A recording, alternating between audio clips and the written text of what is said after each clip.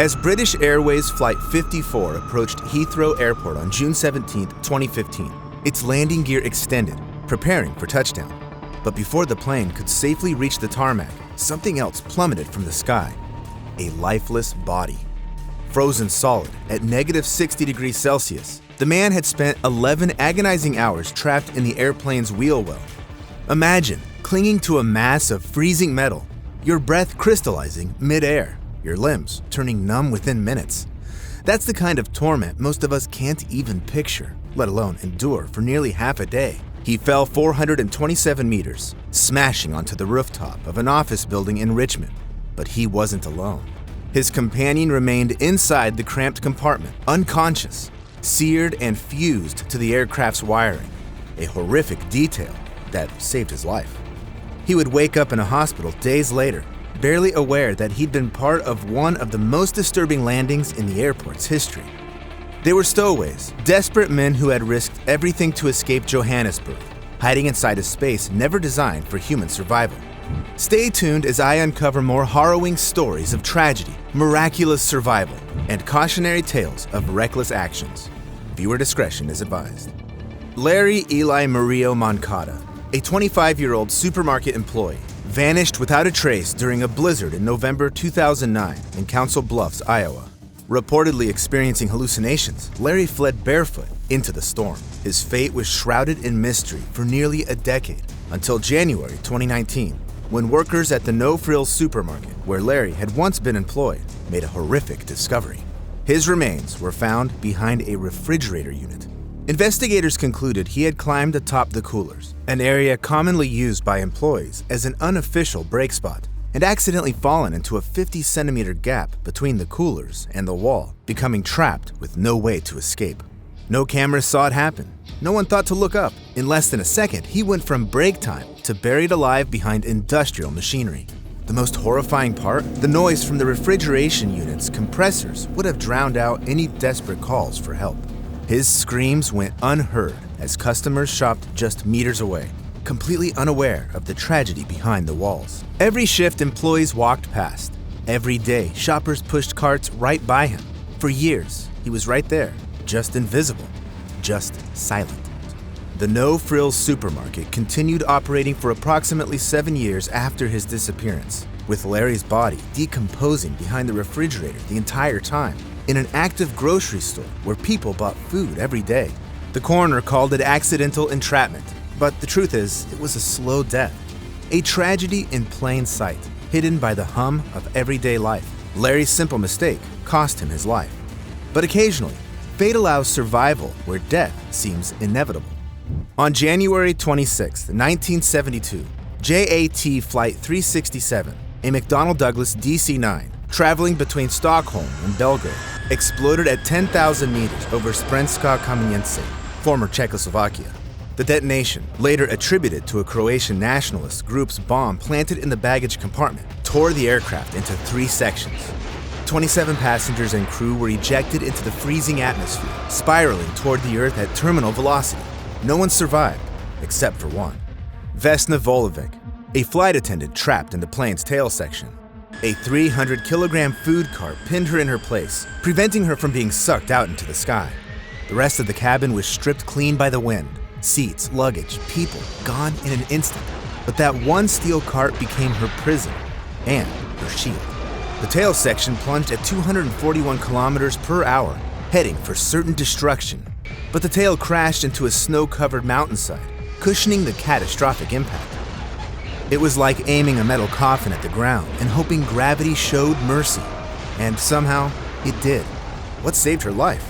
The DC-9's rear fuselage acted as a protective cocoon, shielding Volovic from debris and aerodynamic shear forces during the 3-minute descent. While the food cart caused her leg fractures, it also kept her from being ejected and helped absorb the impact on her pelvis and torso. Surprisingly, Volovic's low blood pressure worked in her favor. Rapid cabin depressurization caused her to faint, leading to a coma. This reduced her brain's need for oxygen and prevented heart failure. Her body also slowed down its metabolism by 60%, which helped reduce blood loss from the fractures. Volovic survived despite a fractured skull, crushed vertebrae, and a shattered pelvis.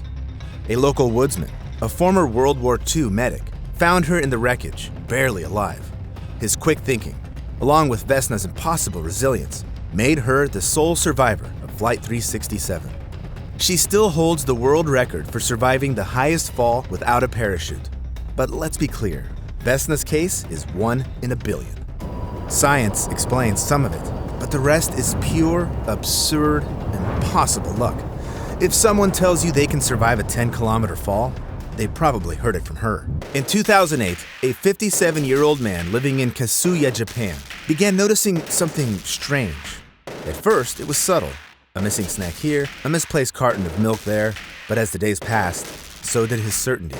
Food was disappearing from his refrigerator, and he was the only one living there.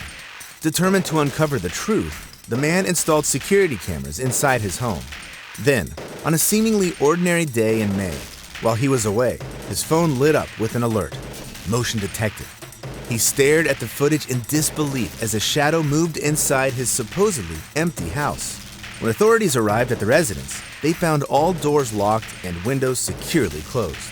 No signs of forced entry, yet someone was inside. A thorough search led officers to investigate a shelf closet in one of the rooms. They did not expect to find anything. Maybe a raccoon, maybe a trick of the light. When they slid open the closet door, they found something extraordinary. Curled up in the top compartment, lying stiff and silent, was a 58-year-old woman. Her name was Tatsuko Horikawa, a ghost in the man's home for over a year. Somehow, she had transformed the tiny closet into a living space, complete with a thin mattress, plastic water bottles, and an eerie sense of order. She later told authorities she had no place to live and had first entered his house approximately a year earlier when he had left it unlocked. She didn't break in, she just stayed, quietly and unnoticeably, a kind of hidden roommate. According to investigators, she was neat and clean, even tidying up the homeowner's bathroom after using it. She maintained a strict routine, emerging only when the homeowner was away, and returning promptly before he came back. After her discovery, the woman was arrested and charged with trespassing. This man was lucky that his unwanted guest did not cause him any harm. But the real horror wasn't the intruder, it was the fact that someone could share your space, your air, your life, for an entire year without you ever knowing. But compared to nature, humans seem like the lesser threat, because when nature turns, it becomes a trap, one that pushes human survival to the edge. On May 20th, 1999, Anna Bagenholm, a 29-year-old Swedish radiologist, embarked on a ski expedition in the Sjolin Mountains, near Narvik, Norway. The late spring weather brought hidden dangers. Thick winter ice still clung to high-altitude streams, even as the valley warmed. Venturing off-trail, Bagenholm and her experienced companions entered an area where a frozen stream lay hidden beneath fresh snow. The ice, about 20 centimeters thick, was weakened by melting snow. As Bagenholm descended, she lost control and crashed into the ice sheet, plunging headfirst into a frozen mountain stream. Her skis jammed against the ice edge, trapping her upside down in near-freezing water. Imagine the silence, broken only by the crack of ice, and then nothing. No screams, just the sound of water moving under the solid hoarfrost. By sheer luck, Anna found a small air pocket beneath the ice and used controlled breathing, lying horizontally to keep blood flowing to her brain and delay oxygen deprivation. However, her wet clothes sped up heat loss. Her companions, Marie Falkenberg and Torvin Nesheim, clawed at the ice in a frantic attempt to free her. But their bare hands proved useless against the 20-centimeter thick sheet. Every second mattered, and every second melted their hope. For an hour, Police Lieutenant Bård Michaelsen coordinated group and air teams, bringing in a snow shovel, mountain saws, and even a Sea King helicopter from Bude. For the next 20 minutes, rescuers created a hole downstream and used the current to float Bagenholm to safety. She spent about 80 minutes in the frigid water. Her core temperature dropped to 13.7 degrees Celsius, the lowest ever recorded in a human. By all logic, she was dead. Yet doctors refused to declare her dead, following the rule in hypothermia cases. No one is dead until warm and dead. Emergency teams rushed her to the hospital and began aggressive rewarming procedures. Her body was ice, her blood barely moving, her heart silent. But she wasn't gone, not yet. For 9 agonizing hours, they fought to bring her back. Then, against all odds, her heart began to beat. She had been clinically dead for over 2 hours, yet her brain remained intact. The extreme cold had slowed her metabolism by 90%, preserving her organs and preventing cell damage. She remained in a coma for 12 days and spent 2 months in intensive care, eventually making a remarkable recovery with minimal neurological impairment. While her story shows the extraordinary ability of adults to withstand extreme conditions, it also reminds us that the most moving survival tales often concern the most vulnerable. On the morning of October 14, 1987, 18-month-old Jessica McClure was playing in her aunt's backyard in Midland, Texas. Her mother, Sissy McClure, stepped inside for just a moment, long enough for the unimaginable to happen. In those few moments of being unattended, Jessica slipped into an abandoned well, a narrow shaft just 20 centimeters wide. The toddler plummeted almost 7 meters down the narrow opening, becoming firmly lodged in the well casing. When her mother heard the screams and rushed outside, she was horrified to find that Jessica had disappeared. Emergency services arrived within minutes. First responder Billy Walker acted fast, cutting the ends off a garden hose, attaching it to an oxygen tank, and lowering the line down the well to ensure Jessica had air. Thus began one of the most grueling, high-stakes rescue operations in American history. News of the trapped toddler spread like wildfire. Midland's community, deeply tied to the oil and gas industry, quickly mobilized, using drilling expertise to devise a plan. This wasn't just a rescue. It became a national obsession. People stopped what they were doing. Families prayed. Networks broadcasted live 24/7. All for one little girl in a backyard well. Rescuers decided to drill a parallel shaft next to the well and carve a horizontal tunnel to reach Jessica. However, the unyielding Texas rock slowed progress to a crawl, and with every passing hour, Jessica remained trapped, her tiny body pressed against the cold walls of the well. By the second day, desperation set in. A mining engineer was brought in to help supervise and coordinate the increasingly complex effort. Under his guidance, the team turned to a relatively new technology at the time, water jet cutting, which uses high-pressure water mixed with abrasives to slice through hard rock. Amid the drilling, one haunting sound kept rescuers going, a soft, frail rendition of Winnie the Pooh. Jessica was still alive. That voice, barely louder than a whisper, pierced through the noise of drills and heavy machinery. It wasn't just a song, it was a lifeline. After 45 excruciating hours, paramedic Robert O'Donnell, chosen for his slim build, descended into the newly created shaft. He maneuvered through the tunnel, inch by inch, head first and on his back, a claustrophobic nightmare.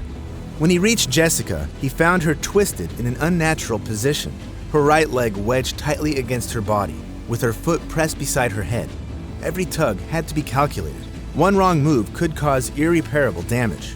After 58 hours trapped underground, Jessica McClure was finally brought to the surface, a battered, bruised, and weakened child. Her tiny face was bandaged, and her weight had plummeted from dehydration, but she had survived. A nationwide cheer erupted. Strangers cried, rescuers collapsed with relief. It felt like America had collectively pulled her out of that well. But while Jessica's story was one of hope, determination, and rescue, what comes next is a whole different kind of nightmare. Because sometimes, despite every effort, the ending isn't a miracle. At Los Angeles' infamous Cecil Hotel, guests began reporting something strange. Their tap water tasted odd. It had a foul smell. Some even claimed it ran dark. After several complaints, maintenance worker Santiago Lopez decided to check the hotel's rooftop water tank, and what he found shocked everyone. Inside the tank, floating in the murky depths, was the decomposing body of 21-year-old Elisa Lam. She had been missing for 3 weeks, and her disappearance had sparked an extensive police search. And now the answer had been lurking right above the heads of the hotel's guests all along. They drank it. They brushed their teeth with it. They lived off the water of death for weeks. Police scoured surveillance footage for clues. What they found made things even more disturbing. Lam was last seen in the hotel's elevator. The footage showed her acting erratically, stepping in and out, pressing random buttons, peering around as if being followed. At times, she appeared to be hiding. Other times, she gestured wildly at something unseen. Then, she was gone. The autopsy ruled her death as an accidental drowning. Toxicology reports suggested low levels of prescribed antidepressants, leading some experts to theorize she suffered a psychotic break, climbed into the tank herself, and became trapped.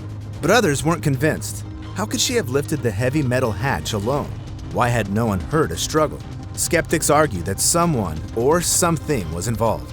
To this day, theories range from foul play to the supernatural. One thing is certain, not all mysteries have answers. If you found these stories chilling, make sure to hit subscribe and tap the notification bell so you never miss an episode. Let me know in the comments which case haunted you the most, and if you know of any other bizarre stories, drop them below. You might just see them in a future video.